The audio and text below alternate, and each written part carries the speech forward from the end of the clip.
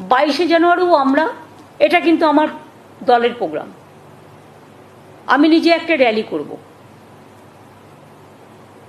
আমি প্রথমে নিজে কালী মন্দিরে যাব, ওটা সবাই যাবে না।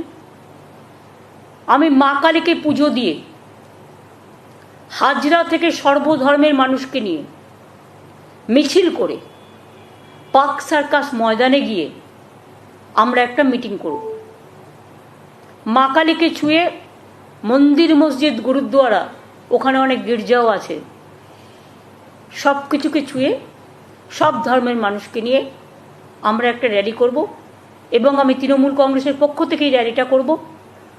যারা শুভানুধ্যায়ী, যারা সাধারণ মানুষ, তারাও আসতে পারেন সংহতি মিছিলে। আর আমি জেলাগুলোকে বলবো, প্রত্যেকটা জেলায় ব্লকে ব্লকে সেদিন 22শে জানুয়ারি বেলা 3টে সম্প্রীতি মিছিল হবে সবাইকে নিয়ে।